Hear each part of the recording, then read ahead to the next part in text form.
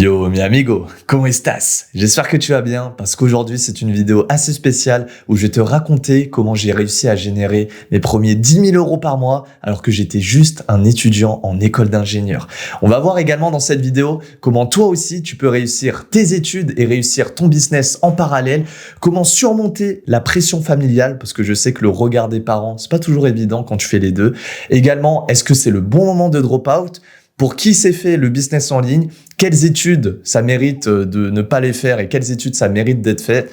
On va parler de tout ça dans cette vidéo et je vais te partager également mon parcours, mon histoire et comment j'ai réussi à générer autant d'argent aussi jeune. Alors déjà pour commencer, tu te doutes bien que pour générer 10 000 euros par mois alors que tu es étudiant, c'est que tu n'es pas un étudiant normal. C'est que déjà dans ta tête, t'es un peu foufou.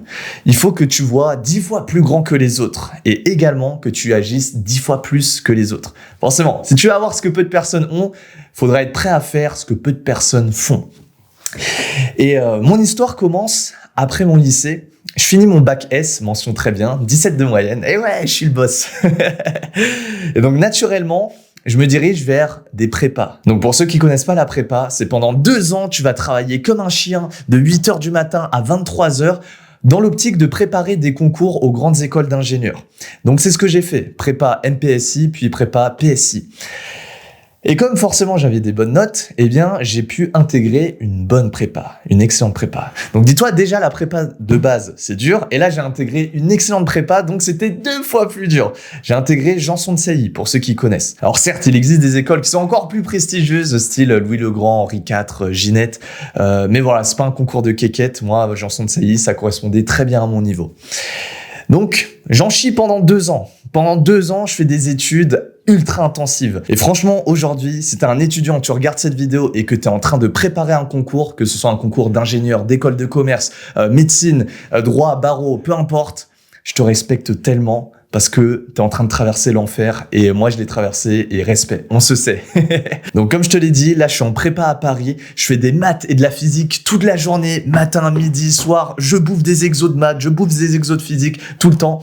Après j'avoue, moi je suis asiatique, c'est un peu un cliché mais j'ai des facilités en sciences, donc ça aide.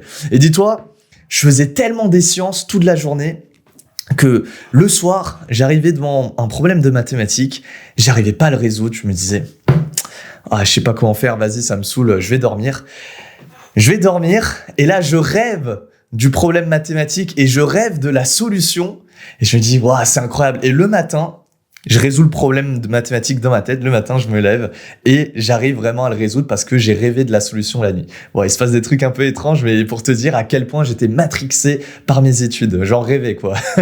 Bref, disons que pendant ces 2 ans d'études très intensives, je deviens un étudiant excellent. Je développe des techniques de travail. J'invente même ma propre technique de révision qui s'appelle la technique de la feuille blanche qui permet de réviser au dernier moment. Parce que quand t'es en prépa, t'as pas le temps. Tout le temps, tu révises la veille. Même, tu révises le matin même. Et donc, j'ai dû m'adapter, j'ai dû développer de nouvelles techniques. Alors, pour ceux qui connaissent pas, rapidement, la technique de la feuille blanche, c'est une technique qui te permet d'avoir 20 sur 20 au dernier moment. Alors, pour ça, c'est très simple. Tout ce que tu as besoin, c'est d'une feuille blanche. Sur le recto de la feuille blanche, tu vas écrire le cours de manière condensée. Parce qu'en fait, un professeur, il va toujours expliquer des notions compliquées avec des mots compliqués. Alors que si tu résumes ça avec tes mots à toi de manière synthétique, là, tu vas avoir une meilleure compréhension du sujet. Et ensuite, tu fermes tous tes bouquins, tu retournes la feuille, donc tu as de nouveau une feuille blanche sur le verso, et l'idée, ça va être de recracher tout ce que tu as écrit au recto. Et tant que tu n'arrives pas à réécrire ton cours de manière synthétique, sans aide, sans cahier, sans rien, eh bien, il faut recommencer l'opération. Et je peux te promettre que cette technique, je l'ai utilisée tellement de fois à l'école qu'à chaque fois, ça m'a permis de finir parmi les premiers de ma classe. Et maintenant, je voyage en première classe. Bref, je continue. Je finis ma préparation, je finis la prépa maths physique et arrivent les concours. Donc les concours, pour ceux qui connaissent, chez les étudiants, c'est la guerre. T'as 10 000 places, 100 000 candidats, quelque chose comme ça. Et pendant les concours, il faut savoir que moi, j'avais une école en tête, c'était Polytechnique que je voulais. Je voulais le meilleur. Moi, j'ai toujours voulu l'excellence. Pour ceux qui connaissent, c'est l'une des meilleures écoles d'ingénieurs de France, si ce n'est la meilleure. Donc je travaille comme un chien parce que je la veux absolument. Sauf que dès le début des concours, j'apprends une terrible nouvelle. J'apprends que mon père est malade et qu'il vient de choper un parasite. Moi, je suis là en France, je suis en train de passer mes concours. Et mon père, il est en vacances avec ma mère à l'autre bout du monde, en Thaïlande. Et il a mangé de la street food. Et là, bam, parasite, il est à l'hôpital. Déjà, moi, j'apprends ça, je suis pas bien. Et je suis en train de passer les concours de Polytechnique. Je me dis, c'est chiant, ça me met dans de mauvaises conditions. Et là, je peux te jurer que, en fait, quand la vie de tes proches sont en jeu, tout ce que tu fais aujourd'hui, ça devient futile. Et tu penses qu'à une chose, c'est revoir tes proches vite. Parce que, en fait, quand t'es dans le quotidien, tu prends pas le temps de savourer avec tes proches. Tu prends ça pour acquis parce que tu les vois tous les jours, etc. Et moi, j'étais dans ma bulle de prépa. J'étais dans mes concours, dans mes études. Et là, ça me met une petite claque de réalité, ça me sort de cette bulle-là. Et je me dis, ah ouais, mais en fait, je suis en train d'étudier, mais il y a ma famille à côté. J'ai pas pris de temps avec eux. Pendant 2 ans, je charbonnais. Maths, physique, matin, midi, soir. Mais je passais pas assez de temps avec ma famille. Et là, je suis en train de passer le concours de Polytechnique et je pense à mon père. Je me dis, oh, c'est pas bien. Et là, ma mère, elle me dit, bah, vas-y, reste focus sur tes concours. D'ailleurs, c'est ce que ton père voudrait. Et moi, je m'occupe de papa. Toi, occupe-toi de tes concours et vas-y à fond. Donc, c'est ce que je fais. Je pense que j'ai plutôt bien performé, ou du moins, à chaque fois, je donnais le meilleur de moi-même et j'avais ce souvenir que si c'était à refaire, bah, j'aurais pas pu faire mieux. Donc, je suis assez fier de moi au niveau des concours. Et pour ceux qui savent, les concours, c'est sur 4 semaines. Donc pendant 1 mois, tu passes des concours. Et moi, pendant ce mois-ci, mon père, il est malade. Et je m'en rappelle, dans la dernière semaine, donc c'est l'école des mines, bah là, je reçois le coup de fil de ma mère, ce fameux coup de fil, où elle m'annonce que mon père est parti. Et moi, je me rappelle, j'étais à l'épreuve de français des mines. La veille, mon père, il vient de décéder. Je m'en fous totalement de l'épreuve des mines. D'ailleurs, j'en ai rien à foutre d'intégrer cette école, même si c'est une très bonne école, hein, je respecte, mais pas pour moi. Et dis-toi que dans ma vie, j'ai toujours été un bon élève. J'ai toujours été droit, j'ai toujours respecté les règles. Et pour la première fois de ma vie, j'ai fait un premier acte rebelle, entre guillemets. J'ai décidé de rendre copie blanche, parce que c'était 4 heures. Le sujet de français, je m'en foutais royalement. Et je me suis dit, là, mon père, il vient de décéder. Et si je prenais 4 heures pour moi, pour savoir un peu qu'est-ce que je veux faire de ma vie, qu'est-ce que mon père m'a laissé en héritage, les leçons que j'ai apprises avec lui et comment je peux lui faire honneur. Et à cette époque-là, en parallèle des études, j'adorais le dev perso. Je regardais beaucoup de vidéos sur YouTube aussi, on va dire. C'était un peu mon échappatoire à côté de la prépa. Et je me suis posé comme ça pendant 4 heures, j'ai une copie blanche devant moi, je suis dans une grande salle où il y a des centaines et des centaines d'autres élèves qui sont en train de gratter leurs feuilles comme ça, ils grattent. Et moi je suis posé, je les regarde et je me demande pourquoi ils travaillent eux. Pourquoi ils sont en train de gratter du papier là sur un sujet où ils s'en foutent royalement. Et c'est là où je me suis remis en question, j'ai remis les choses en perspective. Je me suis dit, si l'argent n'était pas un problème, est-ce que les gens seraient ici? Non, les gens sont ici parce qu'ils veulent devenir ingénieurs. Pourquoi? Parce que l'ingénieur, voilà, ça paye bien. Et je me dis, si l'argent n'était pas un problème, quel métier je voudrais faire? Et moi, je m'étais dit, en vrai, j'aimerais bien être youtubeur en dev perso. Vraiment, ça m'est paru comme une évidence. Je me suis dit, en vrai, mon père, c'était un photographe. Ce que je pourrais faire, après mes concours, bien sûr, c'est je reprends sa caméra et avec ça, je filme des vidéos en développement personnel. Ça me ferait kiffer. Mais bon, pour l'instant, je gagne pas d'argent. Faudrait que je fasse ça à côté de mes études et ça sera mon plan B, entre guillemets. Donc là, je finis mon épreuve. Après 4 heures de réflexion, juste avec moi-même, sans téléphone, sans distraction, sans rien, je rends fièrement ma copie blanche. L'autre, il ramasse ma feuille, il me regarde un peu bizarre, mais je me dis, ouais, c'est pas grave. Et je reste les 4 heures, hein, je pars pas avant. Et mon pote, il était avec moi, il me demande, alors ça s'est bien passé? Je lui dis, nickel. Et en fait, ce pote-là, à savoir, à l'heure actuelle, lui, il était en train de gratter du papier. Moi, j'étais en train de réfléchir qu'est-ce que je voulais faire de ma vie. Et à l'heure actuelle, on a 2 vies littéralement opposées. Malheureusement, il est sous antidépresseur. On a eu un parcours similaire. On part du même point de départ, mais 2 arrivées totalement opposées. Donc ça a été le premier point de rupture entre moi et lui, ça a été à cet événement-là. Bref, je m'égare un peu. Là, on arrive à la fin des concours. Tout le monde est en train de célébrer. Ouais, c'est bon, on a fini les concours. Et moi, à ce moment-là, je dois partir d'urgence avec ma famille pour faire les funérailles de mon père. Et c'était pas... Ouais, désolé, j'ai pris un petit moment pour reprendre mon souffle. Même si je suis aligné et en paix avec cet événement-là, bah ça rappelle toujours des petits souvenirs, quoi. Donc, paix à mon père. J'espère que tu vas bien. Bref, je finis mes concours. Voilà, j'assiste aux funérailles de mon père. Et puis là, quelques semaines plus tard, viennent les résultats. Un peu comme Parcoursup, mais version concours d'ingénieur. Et parmi tous les résultats, malheureusement, j'ai pas Polytechnique. J'ai passé les concours de Polytechnique, mais j'ai pas été admis. Donc, franchement, tous ceux qui sont à Polytechnique, bah, bien joué. Vous avez tout mon respect. Moi, j'ai pas réussi ça. Par contre, il y a 3 écoles auxquelles je suis admissible, donc je peux les intégrer, qui ont retenu mon attention et c'était un petit peu un dilemme. Les 3 écoles sont les suivantes. Il y avait Centrale, donc très bonne école d'ingénieur, quand même assez solide, mais très demandante. Ensuite, il y avait Saint-Cyr. Ça, c'est une école d'ingénieur militaire. Et enfin, il y avait une petite école à Poitiers, un peu moyenne. Et je vais vous dire pourquoi les 3 ont retenu mon attention. Déjà, à Centrale, excellente école d'ingénieur, et je pense que si je voulais faire que ingénieur, bah, j'aurais pris Centrale directement sans hésiter. Et on m'a toujours demandé, ouais, mais t'as fait Janson de Sailly, prends-toi une grande école. Bah ouais, j'étais admissible à Centrale.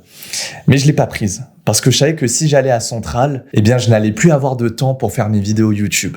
Donc, je me suis dit, c'est mort. Je peux pas. Mais mon rêve, c'est d'être YouTubeur maintenant. J'ai envie, si l'argent n'était pas un problème, j'ai envie de faire des vidéos YouTube toute ma vie. Donc, en vrai, ça risque de m'handicaper. Je barre la première option. Ensuite, il y a Saint-Cyr, l'école militaire. Et je m'étais dit, il existe une vie où je suis à l'armée, je suis ultra discipliné, je monte les grades et je dirige des troupes et je deviens commando. Et en vrai, comme mon grand-père, c'était un ex-militaire, il a fait la guerre du Vietnam, il m'a raconté plein d'anecdotes. Bah moi, je t'avoue, ça m'a donné un petit peu envie. Et là, je me dis, Saint-Cyr, pourquoi pas? Donc, je vais à Saint-Cyr pour passer les épreuves sportives. Et puis, je me rends compte, un truc bizarre, c'est que Saint-Cyr, ça ressemble à une prison. Il y a des barbelés partout. À l'intérieur, tout est gris. En vrai, les instructeurs, ils étaient très... Enfin, ils étaient pas gentils, quoi. Ils étaient très formels. Après, bon, c'est le métier de soldat, quoi. Et je me suis dit, en vrai, j'aime pas l'ambiance. Si j'ai fini 2 ans de prépa où c'était la prison, où je faisais que des maths et de la physique tous les jours, bah, c'est pas pour me retrouver dans une nouvelle prison. Et donc, ce manque de liberté, au final, je pensais que c'était bien, mais après, je me suis dit, non. Et dans tous les cas, c'était même pas compatible avec mon rêve de youtubeur. Mais bon, à l'époque, je savais pas trop ce que je voulais faire entre youtubeur, l'armée et ingénieur. Et il y a la 3e option, une école d'ingénieur sympa, je dirais, assez moyenne, elle est moyennement bien classée, où je savais que j'allais bien performer, où j'allais être dans le génie civil, donc c'est plutôt pas mal, un truc qui me plaît plutôt bien, parce que quand j'étais petit, je faisais pas mal de Lego, et où surtout, j'allais avoir du temps pour faire mes vidéos YouTube à côté. Et là, je regarde mes 3 options entre Centrale, Saint-Cyr et l'école d'ingénieur random, et je pense à mon père, et je me dis, qu'est-ce qu'il m'aurait conseillé ? Et je pense à ce moment-là qu'il m'aurait conseillé de suivre mon cœur parce que on n'a qu'une vie et autant faire ce qui nous passionne. Parce que du jour au lendemain, ça peut s'arrêter et lui, ça a été l'exemple parfait. Je me suis dit, ok, Centrale, Saint-Cyr, j'aurai pas le temps pour mon rêve, donc c'est mort, ça dégage, je vais prendre l'école d'ingénieur random. Et c'est là où j'ai été smart et j'ai pris des risques. J'ai volontairement descendu mon niveau d'études pour avoir plus de temps et augmenter mes chances de réussir dans l'entrepreneuriat. Et ça, à l'époque, c'était une décision de malade parce que personne n'était au courant, j'avais la vision long terme et j'y croyais à mon projet. Et je me suis dit, ok, je sais ce que je fais, let's go. Donc j'annonce les résultats à ma famille, je leur dis, voilà, j'ai été pris dans une bonne école d'ingé, ça va, plutôt moyennement bien classé, sans plus, et let's go, je vais faire ma vie étudiante encore pendant 3 ans. Donc c'est un bac plus 5. Et ma famille, vu qu'elle est pas au courant, et bah ils sont en mode, bah écoute, si t'es content, nous on est content pour toi. Donc tout se passe pour le mieux. Une fois que je suis en école d'ingénieur, là c'est fini, je suis dans un autre game, et dans ma tête, je suis plus un étudiant, mais je suis un YouTuber et je fais des études pour me divertir et pour me distraire. Et en gros, dans ma tête, les études, ça devient le plan B et YouTuber, c'est le plan A. Il faut que 80% de mon temps et de mon focus, c'est les vidéos YouTube, la création de contenu et 20% de mon temps, c'est je gère les études à côté. Vas-y, je fais la petite technique de la feuille blanche et je gère les examens comme ça. Et dis-toi, à ce moment-là, j'étais tellement focalisé dans mes projets et les cours étaient tellement faciles pour moi que j'exploitais les failles dans le système. À l'école, il y a plein de failles, surtout dans les études supérieures. Les gens, ils s'en foutent. Dis-toi, j'avais un groupe de potes, on était 5. Et bah des fois je séchais les cours et ils signaient à ma place et ça fait que j'avais pas d'absence, donc je pouvais faire des vidéos chez moi. Ou bien encore je m'associais avec des mecs smart et comme ça, quand il y avait des DM ou quand il y avait des TP à faire, bah, c'était les mecs smart qui faisaient les comptes rendus. Moi, je faisais rien du tout, je faisais mes vidéos. Ou encore, pendant les examens, on s'échangeait comme ça les réponses et du coup, on avait tous des bonnes notes. Dis-toi, à l'école, collaborer, c'est de la triche, mais dans le monde réel, collaborer, c'est game changer. Et ça, je l'ai très vite compris. Donc, et en plus, on s'est jamais fait prendre. Donc, vraiment, le système scolaire très défaillant. Si on peut tricher aussi facilement comme ça, c'est qu'il y a un problème avec l'éducation et le système. Et dis-toi, en vrai, tout le monde trichait. Me jugez pas parce que dans mon école d'ingénieur, tout le monde trichait. Même la petite fille mignonne, tu crois qu'elle est mignonne? Elle a toutes les réponses sur sa calculatrice. Donc, tout le monde trichait, tout le monde voulait au moins avoir 10 de moyenne pour passer à l'année d'après. Tout le monde voulait avoir du temps libre. Et forcément, avec ce temps libre, tout le monde voulait s'amuser et faire la fête. Et moi, je me dis non, j'ai ce temps libre-là, je l'utilise pour faire des vidéos. Et à chaque fois, je te compte pas le nombre de fois où j'ai dû refuser des soirées, où on m'a dit « Ouais, Cyril, tu viens à la soirée, il y aura toute la promo et tout, ça va être cool, c'est une soirée B2. » Et moi, à chaque fois, ça me saoulait, je disais « Non, même si je suis trop sympa et que vous voulez tous me voir, parce que, voilà, Mr. Jumax, non, je peux pas, j'ai des trucs de prévu. À chaque fois, je sortais des excuses, ouais, je me sens pas bien et tout. Je faisais des vidéos. Et à l'époque, je faisais des vidéos dans mon coin parce que c'était pas aussi qualitatif que maintenant. J'avais pas autant confiance en moi que maintenant.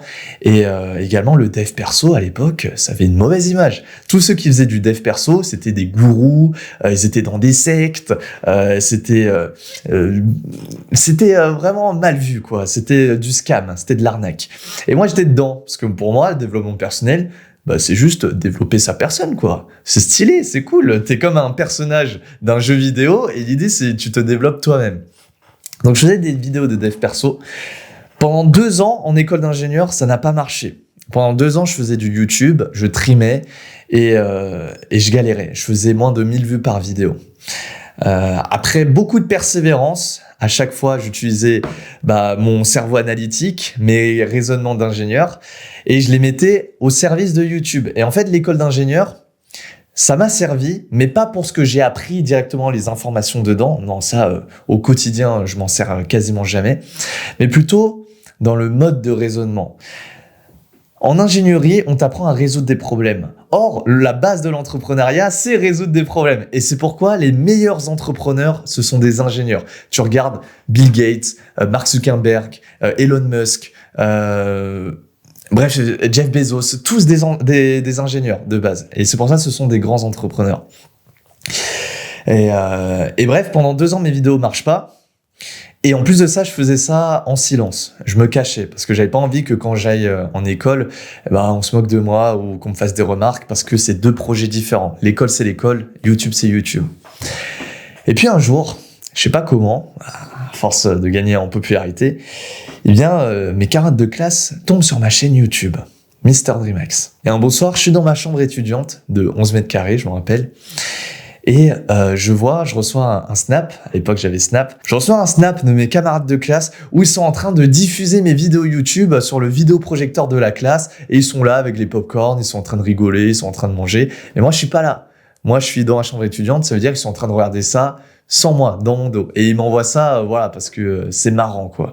Et je sais que ce sont des étudiants, je sais qu'ils en ont rien à foutre du dev perso. Et je me dis, quel est l'intérêt de regarder ça, hormis se moquer de moi? Justement, c'est pour se moquer de moi, parce qu'ils ont rien d'autre à faire. Pour moi, ça c'est niveau -1, c'est des losers. Et j'ai même pas besoin de regarder leur vie, actuellement c'est eux qui regardent ma vie. Et c'est mieux comme ça. Et je t'avoue, à l'époque, quand tu perces pas, ça te fait quand même de la frustration. Et c'est là où je me dis, je me fais une promesse. Je me fais une promesse de ne plus jamais être comme eux. Je me fais une promesse de fuir la médiocrité, d'arrêter de me moquer des autres, parce qu'ils essayent de réaliser leurs rêves, d'arrêter de juger quand je connais pas et d'encourager toujours quelqu'un qui essaye de faire de son mieux. Il faut l'avoir vécu, c'est pas quelque chose de facile. Et forcément, du coup, j'allais en école tous les jours. J'avais beaucoup de monde autour de moi, comme disait Orelsan, t'as beaucoup de monde autour de toi, mais tu te sens seul. Et moi, c'était vraiment ça la sensation. Et puis un beau jour, bam, mes vidéos elles commencent à péter parce que ça y est, j'ai capté, j'ai compris. À force de réitérer par essai-erreur comme un ingénieur, mes vidéos elles explosent. Et là, je gagne de la notoriété, beaucoup de notoriété. Là, ça y est, en école d'ingénieur, tout le monde me connaît. Ils savent que je suis le mec qui fait des vidéos. Et je me dis, j'ai beaucoup de notoriété. Là, je commence à gagner de l'argent, quelques centaines, voire plusieurs milliers d'euros par mois, avec rien que les plateformes, les collaborations. Et je me dis, vas-y, les revenus, la TikTok Money, la YouTube Money, c'est très bien, mais c'est instable. Un coup, ça monte, un coup, ça descend. Il me faut un business. Il faut que je vende quelque chose à ma communauté. Parce que là, c'est comme si j'avais de l'or entre les mains, mais que j'en faisais rien. Et je pouvais vendre un produit. Et je me suis dit, vas-y, ça fait 2 ans que je stream sur YouTube. Là, j'arrive à enfin percer sur les réseaux et j'arrive à maîtriser les algorithmes. Pourquoi pas vendre une petite formation à 100 € où j'explique comment faire des bonnes vidéos. Et pour ça, je filme ma formation. Au début, c'est une bonne formation de 3h30 où je pose les bases de la création de contenu et où j'apprends tout ce que je sais. Et pour ça, il faut que je m'intéresse au marketing en ligne, aux pages de vente, à la newsletter, au copywriting, au setting, au closing. Bref, toutes les notions de base que je maîtrise actuellement. Mais à l'époque, c'était nouveau pour moi. Je me forme. Là, c'est le jour J, ça fait 2-3 mois, j'ai préparé ce lancement et donc j'appuie sur publier. Donc ça y est, c'est officiel, la formation Art du Créateur V1 est disponible. J'attends un petit peu, je me rappelle, je sors ça le soir, un random mardi à 18h. J'attends un petit peu, je mange, je vais faire mon sport et là je sors mon téléphone, je réactualise et là je vois que je viens de faire 4 000 € en une soirée. Alors que je suis encore étudiant. Et je me dis, waouh, c'est incroyable. Le truc, je vendais 100 €. J'ai fait une quarantaine de ventes, là, au lancement, parce qu'il y avait des gens, ils attendaient ça faisait plusieurs années, quoi.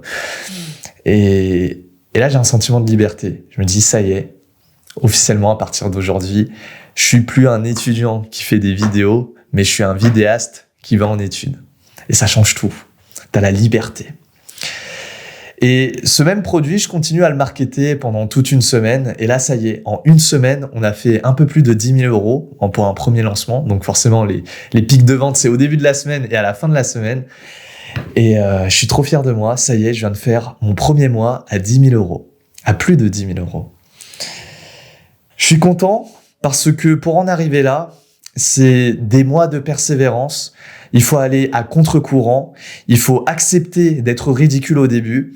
Il faut challenger ses peurs. Il faut devenir la meilleure version de soi-même. Et surtout, il faut y croire. Moi, j'ai toujours su au fond de moi, j'étais pas comme les autres étudiants. J'étais prêt à travailler plus. J'étais prêt à souffrir plus. J'étais prêt à faire ce que peu de personnes sont prêtes à faire, tout simplement. Et toi aussi, c'est pareil. Si tu veux performer dans ton domaine et que tu travailles à côté ou bien que tu as tes études à côté, faut que tu sois un tueur.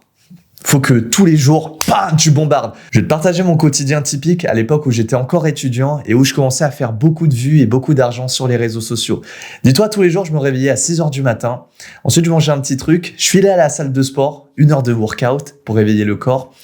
Ensuite, j'enchaînais directement avec les cours. Ça se finissait jusqu'à 16h, 17h. Puis rentrer chez moi, soit je travaillais sur mes vidéos, soit je travaillais sur mon business. Après, je mange un petit truc une fois que c'est fini. Et le soir, vers 21h, je faisais un call réseautage. Et après, le soir à 22h, j'avais 2 possibilités. Soit il y avait personne qui m'appelait et du coup, je m'endormais tranquillement et rebolote. Ou soit je recevais un coup de fil de « Ouais, Cyril, t'es chaud ce soir, on part en boîte ?» Et là, « Non !» Je suis sur ma légende personnelle. Et du coup, j'allais me coucher et rebolote, on continue la même journée. Je peux te promettre qu'avec ce niveau de discipline et d'intensité, tu vas battre n'importe qui. Parce qu'aujourd'hui, les gens, ils sont feignants. Dès la moindre difficulté, « Oh, c'est dur, non, vas-y, je vais changer de business. » Ou « Oh, vas-y, je vais changer, je vais arrêter. » Non, il faut être persévérant. Les lâcheurs ne gagnent jamais et les gagnants ne lâchent jamais. Là, c'est Mr. Dreamax. Et quand tu commences à gagner autant d'argent aussi jeune, j'ai fait mes premiers 10K par mois quand j'avais 22 ans, eh bien, t'apprends à rester discret. Parce que tu peux attirer les mauvaises personnes, t'attires la jalousie. Et en plus de ça, 10K par mois, je vais te dire un truc, en fonction du niveau où tu te situes, pour l'un, ça peut être énorme, et pour l'autre, ça peut être rien du tout. Donc vraiment, c'est très subjectif. Je dirais le plus gros piège, quand t'es à ce stade-là, quand tu réussis tôt, c'est de ne pas perdre la tête. Parce que l'argent, ça peut monter à la tête et tu peux très vite devenir un connard arrogant, stupide, qui se prend pour je ne sais qui.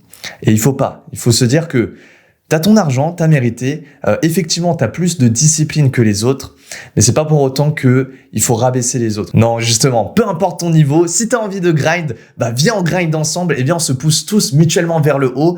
Et si t'as pas envie de grind et que t'as peur du regard des autres, t'as peur de réaliser tes rêves, bah écoute, reste dans ta peur, mais traîne pas avec nous. Et dis-toi, il faut être intransigeant sur ces relations parce que des potes en école d'ingénieur, j'en ai beaucoup eu. Et des potes en école d'ingénieur qui regardaient mes vidéos sans liker, j'en ai eu presque tout autant. Pour te dire, c'est la triste vérité. Ceux qui te soutiennent devant toi, c'est pas forcément ceux qui te soutiennent dans ton dos. Et ça, il y en a beaucoup. Et donc là, ça y est, je termine ma dernière année d'école d'ingénieur entre faire de l'argent en ligne et aller à l'école. Et là, tu pourrais me dire, ah mais ça y est, si tu génères des revenus en ligne, tu peux drop out, t'as pas besoin de terminer le cursus. Et bah si, j'ai terminé mon cursus d'ingénieur, déjà d'une part pour me prouver à moi-même que c'est possible de réussir le business en ligne et de réussir ses études en même temps. Et également, bah pour la fierté familiale, mes parents ils sont quand même fiers. Enfin, je dis mes parents, moi et mon père, je pense qu'il doit être fier. Mais ma mère, elle est fière que je sois arrivé jusqu'au bout. D'ailleurs, pour la petite anecdote, quand j'étais encore étudiant avec mes revenus, bah, j'avais suffisamment d'argent pour déjà m'acheter la DreamHack Mobile. Sauf que je m'étais dit, ouais, si je débarque à l'école en Tesla, les gens vont me prendre pour un arrogant et même ça va attirer les rageux. Donc, vaut mieux rester discret parce que cacher ses qualités, pour moi, c'est la meilleure des qualités. Et ça, c'est de l'intelligence sociale. Ne jamais chercher à impressionner des personnes où on s'en fout royalement. C'est juste une perte de temps, d'argent, énergie. Donc, j'ai eu cette humilité d'attendre la fin de mes études pour m'acheter la DreamHack Mobile. Pendant que les autres, ils recevaient leur diplôme, moi, je recevais une Tesla. C'est sympa le business en ligne. Hein. Bon, bref, si toi, t'es dans cette situation, t'es étudiant, que t'as un projet entrepreneurial à côté, déjà, je vais faire un résumé de cette vidéo. Plusieurs points. Premier point, il faut que tu sois déterminé comme jamais. Il faut que dans ton regard, quand tu dis quelque chose, tu vas le faire. Parce que des étudiants ambitieux, il y en a plein. Mais des étudiants qui passent à l'action et qui sont brutalement compétents et supérieurs aux autres, eh bien ça, il n'y en a pas beaucoup et il faut le prouver par A plus B. Justement, on dit, non, faut pas prouver. Si, quand t'es jeune, t'as tout à prouver. Donc, la discipline, ça va être la clé. Premièrement, voilà, l'image que tu auras de toi-même est cruciale et il faut que dans tes yeux, tu te regardes dans un miroir, t'es un tueur. Deuxièmement, concernant les parents, je dirais que les parents, c'est pareil. Il faut les rassurer. Ils vous veulent votre bien, mais par contre, des fois, ce qu'ils pensent être bien pour toi, c'est pas ce dont tu as besoin.